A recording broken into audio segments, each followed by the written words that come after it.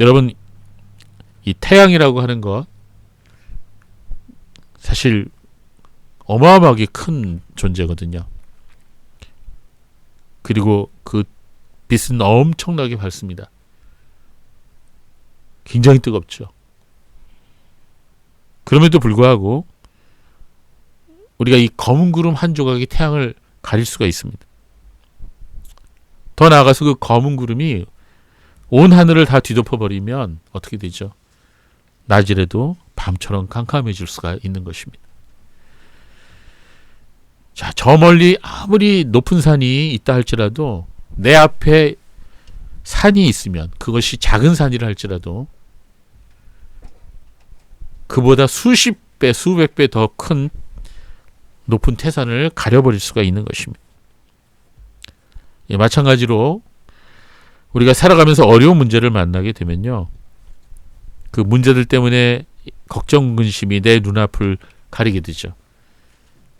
내 마음을 어둡게 만드는 것입니다. 그래서 근심, 걱정이 내 마음을 점령해버리면 검은 구름이 태양을 가려보듯이 우리 마음이 하나님을 의심하게 되고 믿음을 잃어버리는 경우가 있습니다. 그래서는 안 되겠지만 그런 경우가 종종 많이 있습니다. 그러나 여러분, 하나님은 내가 없다고 해서 안 계신 분이 아니죠. 또 내가 안 믿는다고 해서 존재하지 않는 분이 아닙니다. 그렇죠. 그런데 하나님께서는 우리에게 크고 작은 문제들을 허락하시죠. 왜 그러실까요?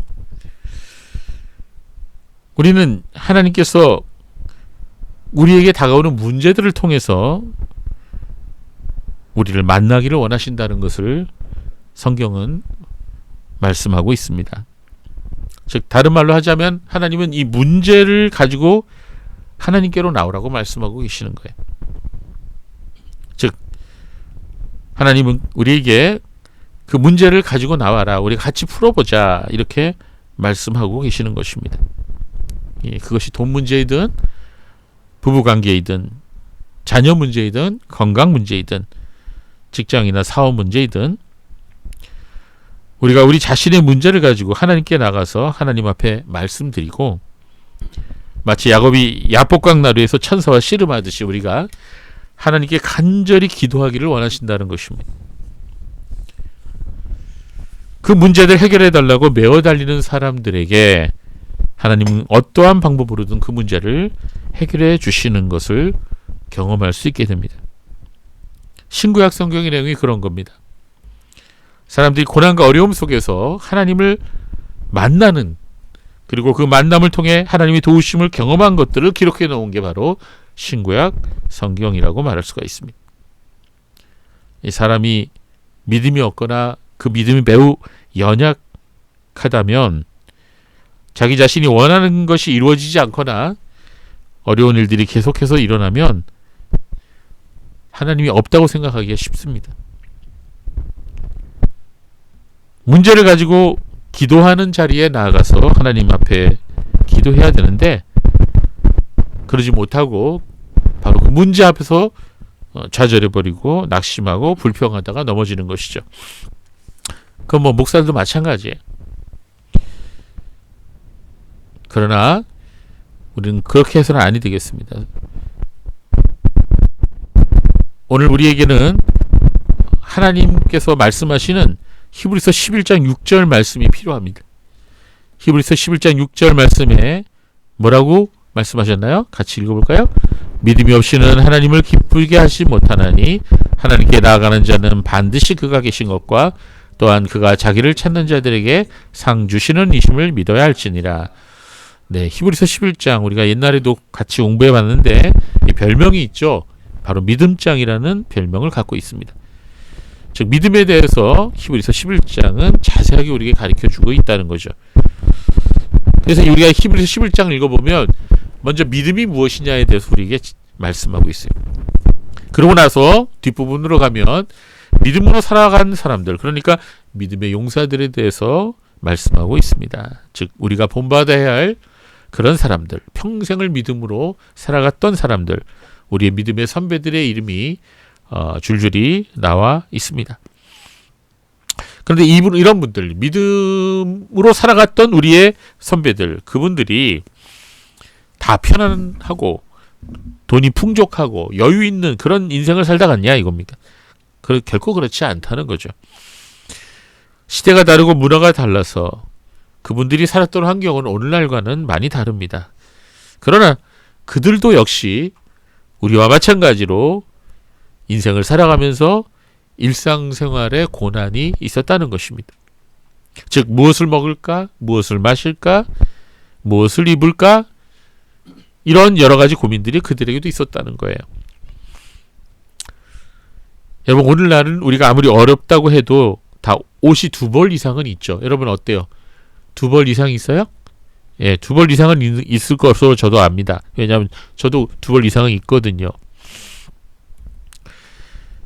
그리고 냉장고에 적어도 며칠간은 먹을 수 있는 그런 음식들이 있죠.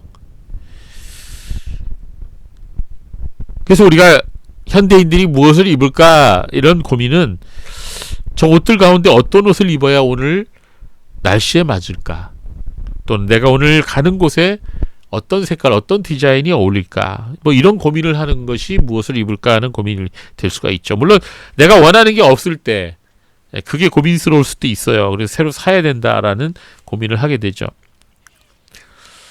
그러나 우리 믿음의 조상들의 고민은 그런 게 아니었어요. 당장 오늘 먹을 것이 없어서 고민을 한 것이에요.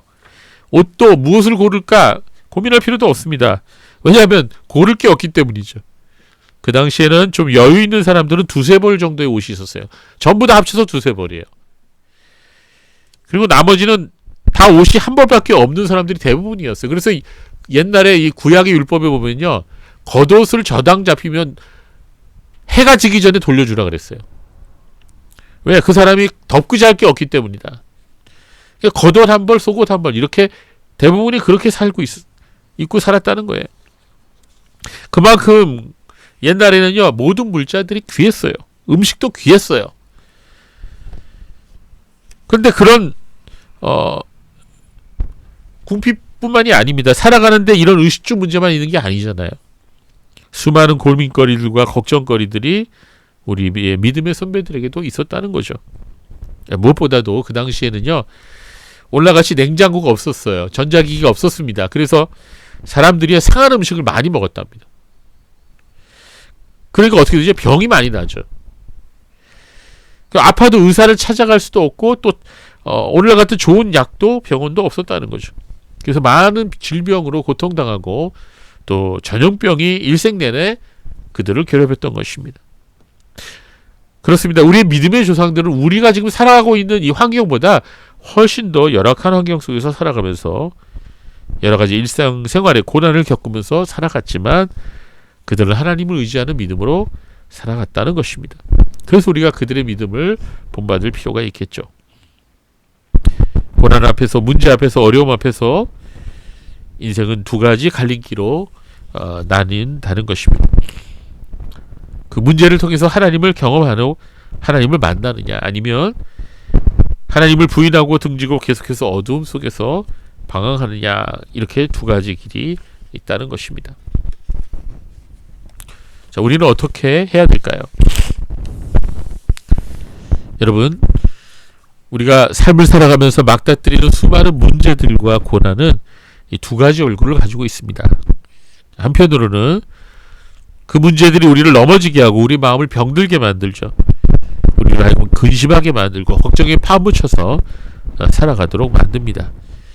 그래서 우리는 24시간 내내 그 걱정들과 염려들로부터 자유하지 못하죠. 그러다 보면 우리 이마에 주름살이 더 깊어지게 되고 우리 마음이 우울증이 생기게 됩니다. 그러나 이러한 문제들과 고난들이 우리에게 주는 더 큰 해악은 우리를 영적으로 병들게 한다는 것이죠. 우리를 하여금 하나님 앞으로 가지 못하게 만든다는 것입니다. 오늘날 많은 사람들, 여유 있는 사람들도 있지만 대부분의 사람이 참 어렵게 살죠. 자, 관리비가 밀려요. 어떡하지? 그런 고민하죠. 월세가 밀렸는데 어떡하지? 제 아들이 이런 노래를 하더라고요. 월세가 밀렸네. 어디서 배운 노래인지 모르겠는데 이 노래를 계속 하는 거예요. 야, 네가 월세 낼 것도 아닌데 왜 그러냐. 근데 요새는 혼자 살기 때문에 아마 월세가 밀렸을 거예요. 이번 학기 등록금 내야 되는데 어떡하지? 은행 대출금을 갚아야 되는데 어떡하지? 친구들 만나러 가야 되는데 들고 갈 가방이 없네. 나 무시 당할 텐데. 뭐 이런 고민 하겠죠. 자, 우리 청소년들이라면 또는 청년들이라면 남자친구가 이별 통보를 했다면 굉장히 고민스럽겠죠. 여자친구가 더 이상 만나지 말자고 말한다면 하늘이 무너지는 것 같겠죠. 내가 좋아하는 오빠가 있는데 그 오빠가 나를 거들떠도 안 보고 나를 거절해요. 내 마음 안 받아줘요. 이런 고민들이 청소년들한테는 아주 크겠죠. 나하고 친구하자는 사람이 아무도 없어요. 굉장히 이런 고민들이 있어요. 각 나이대마다 다 자기의 고민들이 있습니다. 그러나 이런 고민들 어떻게 보면 별거 아닐 수도 있어요. 뭐 굳센 마음을 먹고 살다 보면 살 길이 열리기도 합니다. 그러나 만약에 여러분 이런 말을 듣게 된다면 어떨까요? 당신은 암에 걸렸고 앞으로 살 날이 얼마 남지 않았습니다. 이런 말을 여러분 실제로 여러분이 들었다면 눈앞이 캄캄해질 수 있습니다. 그렇죠? 병원에 가보세요, 여러분. 어린아이 암병동에도 그렇게 애들이 많아요. 환자가. 머리 빡빡 깎고 있어요. 아이들이. 그러니까 암이라고 하는 게 꼭 나이 든 사람에게만 오는 게 아니에요. 또 이런 말을 들을 때 어떻겠습니까? 당신의 전 재산인 전세보증금이 사기를 당해서 한 푼도 지금 돌려받을 수 없게 됐어요. 라는 말을 듣게 된다면 어떡하겠습니까? 지금 세간의 관심이 모아지고 있는 인천 미추홀 전세 사기 사건이 작년 6월에 발생했어요. 여러분도 알고 계시죠? 그 사건? 현재 알려진 전세 사기 피해자가 모두 2,479가구예요. 어마어마합니다. 2,479가구. 몇천억 피해 금액이. 거의 모두가 20대가 30대랍니다. 그동안 벌써 3명이 자살을 하는 극단적인 선택을 했어요. 자, 이런 재난이 발생한 것은 악한 사기꾼들 때문이겠죠. 그리고 악덕 부동산업자들. 그렇지만 그런 사기 행각을 하도록 자리를 깔아준 건 지난 문재인 정부예요. 여러분, 우리가 인생을 살아가면서 이 불치병이 걸려서 더 이상 살아갈 미래를 생각할 수 없거나 평생 모아놓은 전 재산이 하루아침에 다 날아가 버리거나 거기에 더해서 전쟁이 일어나서 여기저기 사람들이 죽어간다면 우리가 할 수 있는 일이 무엇이 있을까요? 이런 커다란 불행 앞에서 우리는 한없이 연약한 존재인 것입니다. 이처럼 우리가 삶을 살아가면서 막다뜨리는 수많은 문제들과 고난은 우리를 좌절시키고 불행하게 만들어요. 그런데 이런 것들이 우리로 하여금 하나님 앞으로 나가지 못하도록 만든다는 것입니다. 사람들은 그런 커다란 문제가 아니더라도 자기가 원하는 대로 세상이 돌아가지 않으면 그 문제들과 어려운 가운데서 하나님에 대한 믿음을 잃어버리고 하나님을 등지는 사람들이 많이 있다는 거예요. 하나님이 없는 것 같고 이 세상에 나 혼자인 것 같고 아무도 날 도와줄 사람이 없는 것 같습니다. 여러분 혹시 이런 느낌 가져봤어요? 교회 다니는 사람도 고난과 걱정, 근심 앞에서 그나마 있던 믿음도 다 잃어버리게 되었어요. 여러분 지금 대한민국 교회가 굉장한 위기입니다. 코로나 시대가 끝났는데 사람들이 돌아오질 않는데요. 목사님들 얘기 들어보니까. 사람들이 믿음이라고 가지고 있었던 것으로 착각했던 거죠. 그러나 바로 그러한 믿음이라고 생각했던 것이 여러 가지 고난과 어려움 앞에서 산산조각이 나버리고 만 것입니다. 앞에서 제가 말씀드렸죠. 우리가 만나는 문제들과 고난이 두 가지 얼굴을 갖고 있다고 그랬죠. 이런 고난과 이런 어려움들이 우리로 하여금 하나님 앞으로 나가지 못하도록 만들기도 하지만 그러나 우리가 그 문제를 통해서 하나님 만날 수 있는 기회가 될 수도 있다는 것을 성경은 말하고 있습니다. 그래서 우리가 그 문제들을 가지고 하나님 앞으로 나가서 주여 나를 도와주소서라고 기도할 수 있다면 바로 그는 그걸 통해 하나님을 경험하게 되는 거죠. 수많은 사람들이 이 문제 가운데서 하나님 만났습니다. 자신의 고난과 어려움을 있는 그대로 하나님께 가지고 나가서 기도하다가 살아계신 하나님을 체험하게 되었던 것입니다.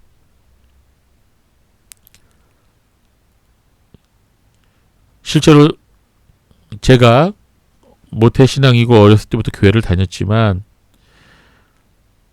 제가 기도를 시작한 계기가 되었던 것은 중학교 2학년 때 한 친구가 저에게 찾아와서 자기 아버지가 이 코암이 걸렸다는 거예요. 코암. 코에 암이 생긴. 제가 너무 걱정이라는 거예요. 그래서 성근아 나를 위해 기도해줘 라고 부탁을 했어요. 제가 그때 그 친구한테 이런 제의를 했습니다. 너 매일 학교 끝나고 교회로 와라. 나하고 같이 기도하자. 너희 아버지를 위해서. 그때부터 둘이서 매일 학교 끝나서 교회로 가갖고 기도를 했습니다.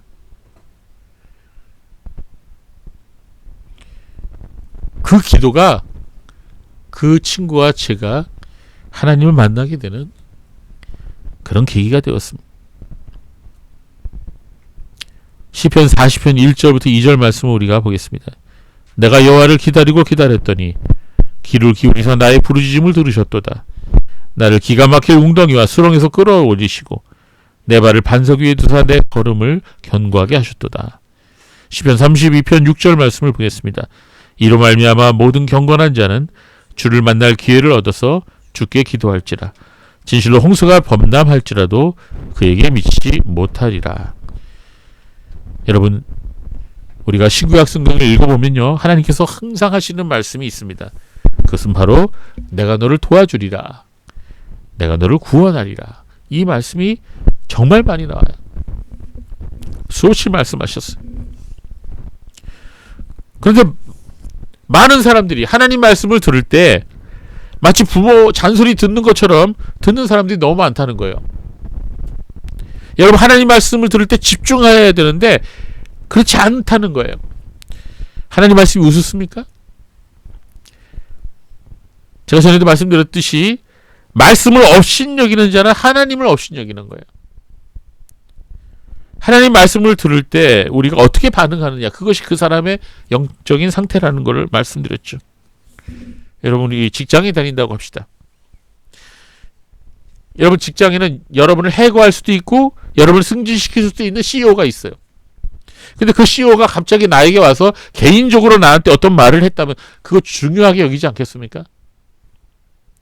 여러분이 좋아하는 가수나 연예인이 여러분에게 사인을 해주었다면 소중하게 간직하지 않겠습니까? 근데 오늘날 교회 다니는 많은 사람들 중에 하나님 말씀을 직장 CEO나 연예인들의 사인보다 하찮게 여기고 있는 사람들이 많다는 거예요. 하나님께서는요, 어떤 사람을 좋아하시냐면 하나님의 말씀 앞에서 떠는 사람을 좋아합니다. 하나님 말씀을 들었을 때 그 말씀을 실천하고 애쓰는 사람, 그런 사람을 귀히 여기지 않겠습니까? 그런 말씀이 실제로 나와요. 어디에? 이사야 62장 2절에 나와요. 같이 읽어볼까요?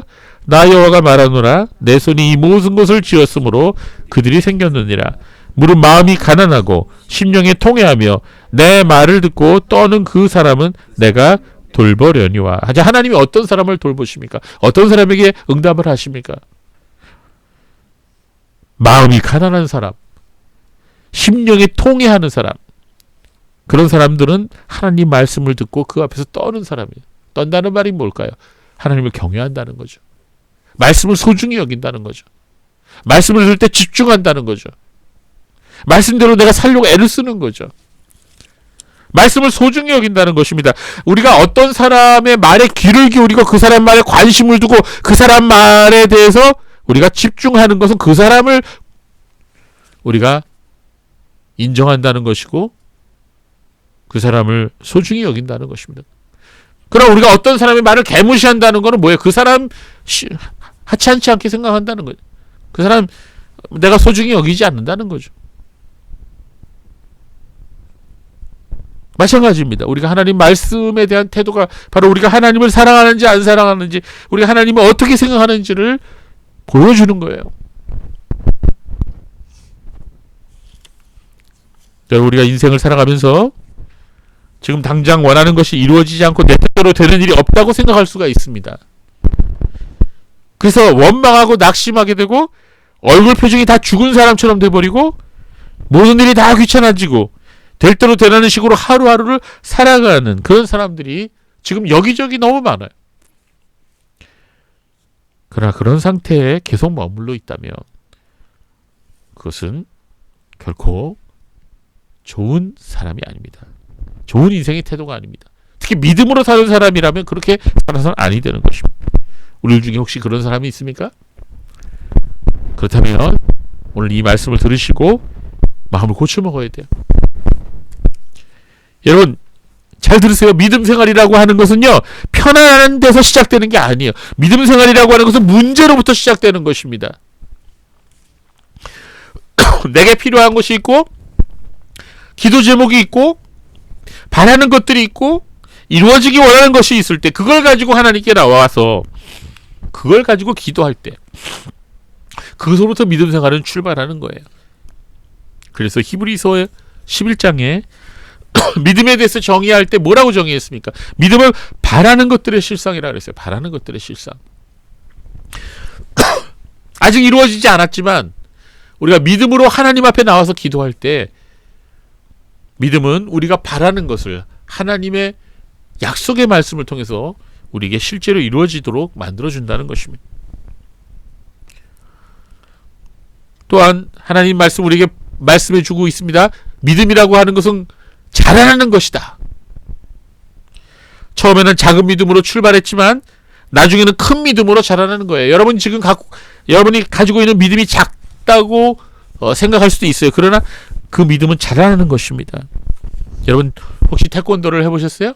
우리나라 사람들은 어렸을 때 다 태권도를 한두 번씩 해본 경험이 있을 것입니다. 저도 태권도를 했었는데 태권도 하는 사람은 처음에 흰띠를 매요. 흰띠가 부끄럽죠? 뭐 부끄럽습니까? 흰띠 누구나 다 흰띠 처음 시작할 때 흰띠를 매는 거죠. 자, 흰띠를 시작해서 계속해서 노란띠, 파란띠, 빨간띠, 그리고 나면 검은띠 따죠. 검은띠 따면 얼마나 자랑스럽습니까? 자, 그럴 때까지 계속해서 하는 게 있어요. 뭐죠? 심사죠, 심사. 계속 연습하고 심사하고 그럽니다. 근데 검은띠를 딴 이후에도 초단에서 9단일 때까지 계속 심사를 봅니다. 자, 우리의 믿음 또한 이와 같습니다. 여러 가지 다양한 시험과 고난을 통해서 우리 믿음이 자라나는 거예요. 왜 하나님께서 우리에게 고난을 계속 허락하시냐고요? 그것은 우리의 믿음이 자라도록 하시는 것입니다. 기도 생활이 왜 중요하냐면 우리의 믿음을 자라게 하기 때문인 것입니다. 말씀을 지속적으로 읽으면서 기도하는 것이 우리의 믿음을 자라게 만든다는 것입니다. 여러분 우리가 살다가 어려움이 오면 하나님 안 계신 것 같고 또 문제가 해결되면 하나님이 계신 것 같고 이처럼 신앙생활이요 갈팡질팡하는 이유가 무엇인지 아십니까? 그것은 여러분이 꾸준하게 기도하지 않았다는 것입니다. 매일 말씀을 읽으면서 기도해온 사람은 그렇게 신앙이 왔다 갔다 하지 않아요. 제가 믿음이 자라난다고 말씀드렸죠. 그런데 그 믿음이 자라나려면 믿음이 있어야 자라나지 않겠습니까?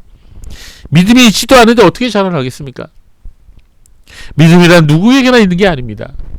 믿음이라고 하는 것은 거듭난 사람에게 주어지는 것입니다. 하나님께서 거듭난 사람에게 선물로 은혜로 주시는 게 바로 믿음인 것입니다. 근데 이 믿음에는 우리가 세 가지 종류가 있습니다. 먼저 감정적인 믿음이 있습니다. 교회 다니거나 신앙생활을 하면서 마음에 감동을 받는 데가 있죠. 설교를 듣거나 성가대의 찬양을 듣거나 아니면 기도를 드릴 때 우리가 눈물을 흘릴 수가 있어요. 마음에 감동을 받을 수가 있어요. 마음이 뜨거워질 수가 있어요. 더 나아가 어떤 신비로운 체험을 할 수도 있습니다. 그런데 여기서 조심해야 할 것은 그런 감정 자체가, 그런 체험 자체가 믿음이 아니라는 거예요. 물론 참된 믿음을 가진 사람은 그러한 감정을 경험할 수 있습니다. 그러나 그 사람의 믿음이 참된 믿음이 아니라 할지라도 얼마든지 감동을 받을 수 있고 눈물을 흘릴 수 있고 더 나아가서 어떤 기적을 체험할 수도 있다는 거예요.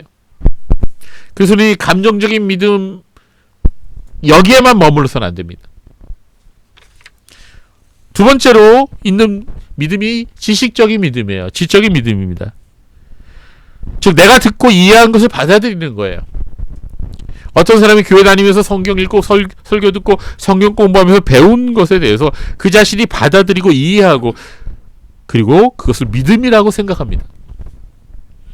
그래서 교리와 신학적인 많은 지식을 가지고 있는 사람들은요, 자신이 믿음이 좋다고 생각할 수도 있어요. 그러나 그러한 믿음이, 즉 지식적인 믿음이 구원에 이르는 믿음이 아닐 수도 있다는 것을 알아야 됩니다. 사실 여러분, 이 지식적인 믿음으로만 따지자면요, 이자보다 더 큰 믿음을 가진 자가 세상에 없다고 보아야 됩니다. 누굴까요? 마귀입니다. 마귀, 사단.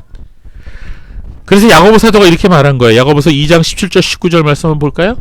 이와 같이 행함이 없는 믿음은 그 자체가 죽은 것이라.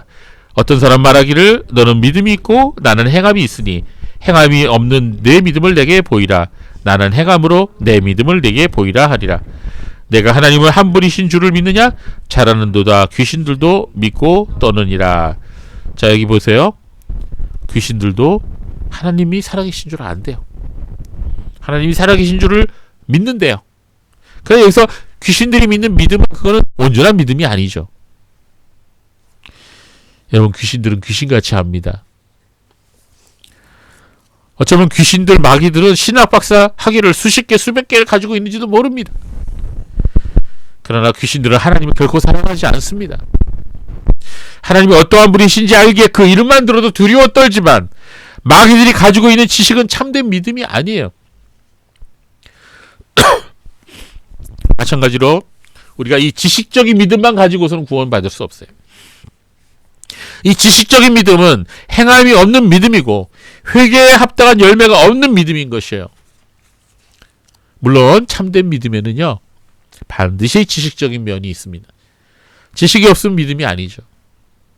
무턱대고 믿는 건 믿음이 아닙니다. 비이성적인 건 믿음이 아니에요. 그러나 지식만 가지고는 참된 믿음이라고 할 수 없는 것입니다. 또한 참된 믿음에는 감정적인 면이 포함되어 있습니다. 참된 믿음을 가진 사람은 하나님을 사랑하는 사람이라고 얘기할 수 있어요. 사랑은 반드시 감정으로 표현되는 것이죠. 그러나 감정만으로는 참된 믿음이 이룰 수가 없는 것입니다. 우리는 이 세 번째로 이 중요한 이 믿음을 가져야 되는데 그것은 바로 거듭난 믿음이에요. 이 거듭난 믿음이야말로 구원에 이르는 참된 믿음이요, 하나님께서 주신 참된 선물인 것입니다. 여러분, 지난주에 말씀드렸듯이 거듭난 사람만이 구원받을 수 있어요. 거듭나지 않은 사람은 그대로 죽게 된다면 천국에 가지 못하고 지옥에 가게 될 것입니다. 여러분, 이 세상 문제들이 아무리 엄청나도 우리의 구원 문제보다 더 클 수는 없어요. 이 세상 문제들 때문에 걱정, 근심, 연뇌에 빠져서 고민하고 헤매느라고 우리의 구원의 문제를 잃어버리는 일이 없도록 해야 됩니다. 오히려 여러분의 가난함, 부족함, 외로움, 그리고 거부당함, 연약함, 실패를 가지고 하나님 앞으로 나오시고 주님의 도심을 구하고 주님의 구원을 간절히 간구하십시오. 예레미야 33장 2절과 3절 말씀 우리 한번 같이 보겠습니다. 이를 행하시는 여호와, 그것을 만들며 성취하는 여호와, 그 이름을 여호와라는 이가 이같이 이르시도다. 너는 내게 부르짖으라. 내가 네게 응답하겠고 내가 알지 못하는 크고 은밀한 일을 네게 보이리라. 네, 주님은 항상 이 말씀을 하셨습니다. 너는 내게 부르짖으라. 너는 내게 기도해라. 내가 네게 응답해 주겠다. 여러분, 여태까지 인류 역사상 하나님을 찾고 부르짖은 사람들에게 하나님 외면하신 적이 없어요.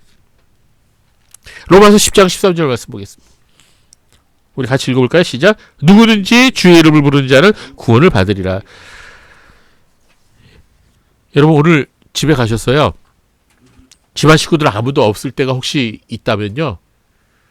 그때 여러분 다른 거 하지 마시고 주님 앞에 무릎 꿇고 주님 앞에 기도하세요. 침대 맡이라도 좋고 책상 앞에도 좋고 그 자리가 어디도 좋습니다. 소파 위에도 좋고 여러분 혼자 있을 때 그 시간에 하나님의 이름을 부르세요. 주의 이름을 부르세요. 그것이 여러분 믿음 생활의 시작이 되는 것이에요. 누군지 주의 이름을 부른 자는 구원을 얻으리라. 이건 너무나도 단순한 명확한 진리예요. 그런 사람들이 실천을 못해요. 이건 믿음이 우리가 오랜 신앙생활을 했던 그렇지 않고 믿음 생활이 얼마 안 됐던 다 똑같습니다. 모든 사람에게 적용되는 것입니다.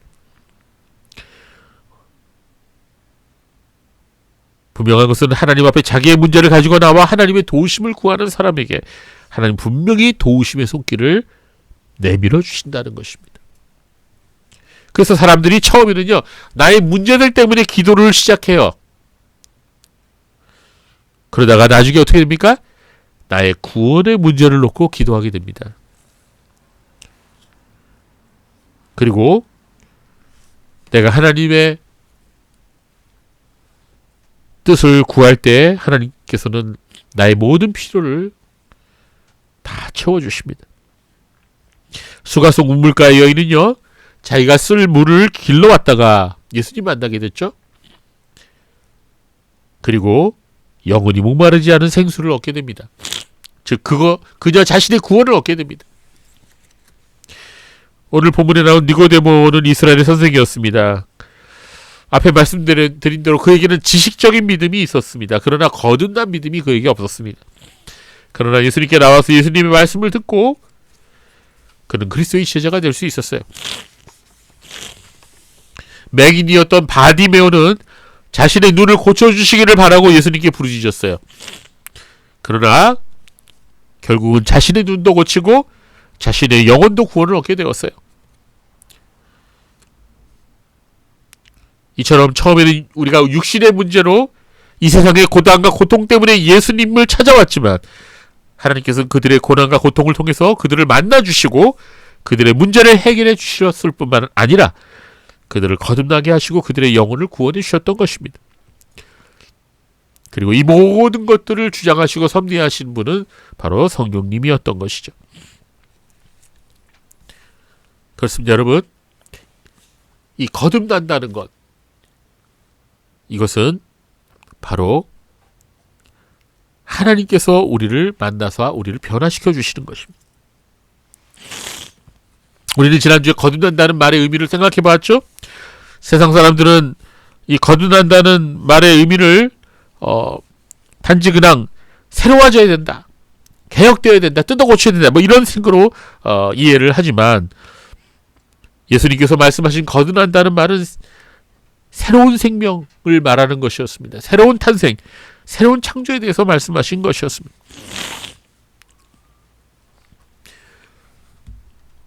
자, 오늘 본문 요한복음 3장 3절에 예수님께서 니고데모에게 하신 말씀을 다시 한번 살펴보겠습니다. 진실로 진실로 내게 이르노니 사람이 거듭나지 아니하면 하나님의 나라를 볼 수 없느니라. 자, 사람이 거듭나지 아니하면, 이 말은 무슨 말이에요? 니고데모야, 내가 아직 거듭나지 않았구나라는 말씀이죠. 그리고 이어서 하신 말씀이 하나님의 나라를 볼 수 없느니라 말씀하셨어요. 이 말씀의 의미는 뭡니까? 니고데모야, 내가 지금 죽는다면 너는 하늘나라에 들어가지 못한다라는 그런 말씀 아닙니까? 네, 그렇습니다. 이 말씀은 니고데모에게 하신 말씀만 뿐만이 아니라 오늘날 모든 사람에게 하시는 말씀이죠. 여러분, 이 말씀이 우리들 자신에게도 해당되는 말씀이라고 생각하십니까?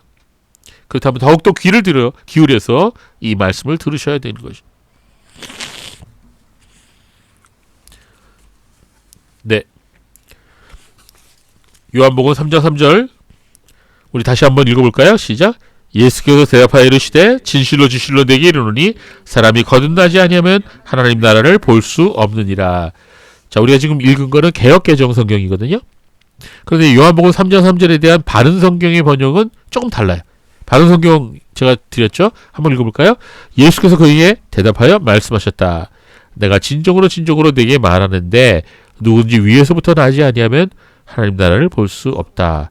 자, 번역이 있어서 차이가 보이죠? 예, 바른 성경에서는 누구든지라는 말이 포함되어 있어요. 그리고 거듭나지 아니하면 이라는 말이 뭘로 바뀌었어요? 위로부터 나지 않으면. 왜 이렇게 됐을까요? 그건 헬라어 본문을 다르게 번역했기 때문입니다. 자, 개역 한글과 개역 개정에는 누구든지라는 말이 없는데 헬라어 본문을 보면 아무라도 누구든지라는 말이 있어요. 그래서 바른 성경이 좀 더 이 부분만큼은 정확하게 번역한 겁니다. 헬라어로 에안메 티스라는 말이 본문에 있는데 그 뜻은 if not anyone, 즉 누구든지 아무라도라는 뜻입니다. 자, 이 말은 무슨 말입니까? 그 어떤 사람도 누구든지 거듭나지 않는다면 결코 하나님 나라에 들어갈 수 없다는 말입니다. 즉 예외가 없다는 말입니다. 이 땅에서 그가 부자로 살았든지 거지로 살았든지 왕으로 살았든지 노예로 살았든지 착한 사람으로 살았든지 악한 사람으로 살았든지 고생을 많이 했든지 아니면 비교적 편안한 삶을 살았든지 예외 없이 그 사람이 거듭나지 않았다면 결코 하나님 나라에 들어갈 수 없다는 말인 것입니다. 그리고 이제 그 다음 표현을 보겠습니다. 휴지 좀 갖다 주실래요? 예, 개역 성경에서 거듭나지 아니하면 이라는 말이 바른 성경에서는 뭐라고 바뀌었냐면 위로부터 나지 않으면으로 바뀌었어요. 자, 위로부터 나지 않으면. 자, 왜 이렇게 되었을까요? 그것은 헬라어 단어 게네테 아노텐을 어떻게 해석했느냐에 따라 다른 것입니다. 자, 게네테라는 말은 태어난다는 말이에요. 이 동사의 원형이 게나오라는 헬라어인데 아이를 낳다는 뜻입니다. 그리고 바로 뒤에 나오는 아노텐이라고 하는 단어는 부사인데 그 의미가 굉장히 다양해요. 꼭대기에서라는 뜻도 있고요. 위에서라는 뜻도 있고요. 처음부터라는 뜻도 있고 다시 어게인이라는 뜻도 있어요. 이런 다양한 의미를 가지고 신약성경에서 13번 사용되는데 개역성경은 개역개정과 개역성경은 이 아노텐이라고 하는 부사를 다시 어게인이라는 것으로 해석했어요. 그래서 바로 게네테 아노텐을 다시 태어나다, 거듭나다라고 번역한 것입니다. 이에 반해 바른 성경은 아노텐이라는 단어를 위에서 from above 이런 의미로 해석을 했어요. 그래서 게네테 아노텐을 위에서부터 태어나다 이렇게 해석을 한 거예요. 그렇다면 이 두 가지 번역 중에서 어느 것이 더 정확한 번역이라 할 수 있을까요? 그것은 둘 다 바른 번역이라고 말할 수가 있습니다. 자, 다시 태어나다 또는 거듭나다라고 번역한 것은 본문의 문맥에 비추어 볼 때는 맞는 번역이에요. 왜? 예수님께서 사람이 거듭나지 아니하면 하나님 나라를 볼 수 없느니라고 말씀하셨을 때 니고데모가 사람이 늙으면 어떻게 다시 날 수 있습니까? 두 번째 모태에 들어갔다가 날 수 있습니까? 라고 되물었기 때문에 이 문맥을 보면 예수님이 다시 태어나다 거듭나다라고 말씀하신 것이 맞아요. 그러나 이 게네테 아노텐을 위로부터 태어나다라고 번역한 것도 요한복음 전체의 내용을 볼 때 맞는 해석이라고 할 수 있습니다. 이는 요한복음 1장 13절 말씀에 오직 하나님께로부터 난 자들이니라 이런 말씀이 있는데요. 여기서 바로 똑같이 게나오라는 단어를 썼어요. 난다는 말을 썼어요. 즉 하나님께로부터 났다는 말, 즉 위로부터 태어났다는 말, 그런 의미인 것입니다. 즉 거듭난 사람은 인간의 혈통으로나 육체의 뜻으로나 사람의 뜻으로 난 것이 아니라 오직 하나님께로부터 태어난 사람이라는 것입니다. 즉 거듭난 사람은 인간의 노력이나 수련으로 되어지는 것이 아니라 하나님으로부터 위로부터 완전히 새롭게 태어난 것이라는 말씀인 것이죠. 그렇기 때문에 이 아노텐이라는 부사는 다시 거듭이라는 의미도 되지만 위로부터라는 의미도 되는 것입니다. 그렇습니다. 우리는 거듭남을 바로 이 두 가지 모두가 의미한다는 것을 생각할 수가 있습니다. 사람이 거듭난다는 것은 이렇게 위로부터 하나님의 권능에 의해서 나는 것이며, 또한 우리 자신이 다시 태어나는 것을 의미한다. 이렇게 우리가 이해할 수 있는 것입니다. 그러므로 거듭남, 즉 중생이란 하나님께로부터 새로 나는 것을 말합니다. 즉 거듭남이란 도덕적 수양으로 인격을 향상하는 것도 아니고, 명상을 통해 인간성 안에 있는 신적 영성을 발견하는 것도 아니고, 해탈을 통해 무아의 경지로 나가는 것도 아니고, 이런 모든 것은 육신에 속한 것입니다. 이 세상에 속한 것입니다. 그러나 하나님의 나라에 들어가기 위해서는 하나님으로부터 주어지는 새 생명이 필요한 것이죠. 예수님께서 니고데모에게 하신 말씀, 오늘 이 시간 우리에게 동일하게 주시는 말씀이라고 할 수 있습니다. 진실로 진실로 내게 이르노니 사람이 거듭나지 아니하면 하나님 나라를 볼 수 없느니라. 지원아, 내가 정말로 정말로 너에게 말한다. 너는 거듭나야 된다. 예수님이 이렇게 말씀하시고, 해나야, 진실로 진실로 내게 말한다. 너는 거듭나야 된다. 저한테도 그래요. 성관아, 내가 정말로 너에게 말한다. 너는 거듭나야 된다. 그래야 내가 하나님 나라에 들어갈 수 있단다. 자, 다른 사람이 아닌 바로 나 자신에게 이 말씀하고 계시는 거죠. 그래서 우리는 이렇게 말씀드릴 수 있어요. 아멘 주 예수여, 내가 진정으로 거듭나기를 원합니다. 나를 도와주세요. 그리고 이미 거듭난 경험을 하신 분들은 아직 이 확신이 없는 분들을 위해서 간절히 기도해 주시고, 그리고 우리 주위에 있는 사람들에게도 알려주시기 바랍니다. 인생은 정말 짧습니다. 어제의 소년이 금방 오늘 청년이 되고, 내일은 장년이 되고, 그 다음 달은 노년이 됩니다. 그러나 죽음은 언제라도 우리에게 찾아올 수 있습니다. 시간이 많이 남은 게 아닙니다.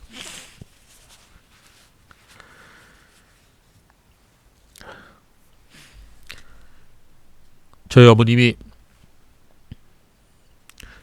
지지난주까지만 해도 혼자 걸으셔서 화장실에 가시고 일상생활하는 데는 큰 문제가 없었는데, 지난주부터 혼자 못 일어나시고, 그래서 결국은 가족들이 돌아가면서 밤마다 간호를 했어요.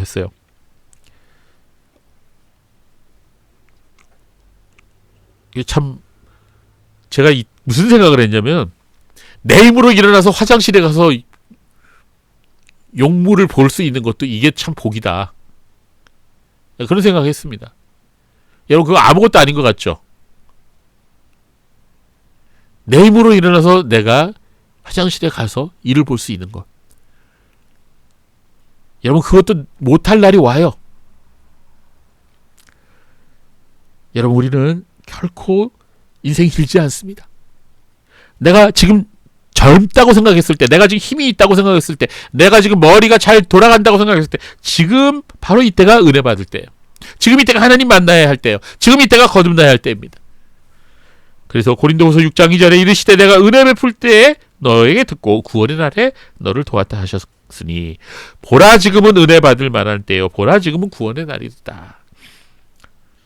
성도 여러분,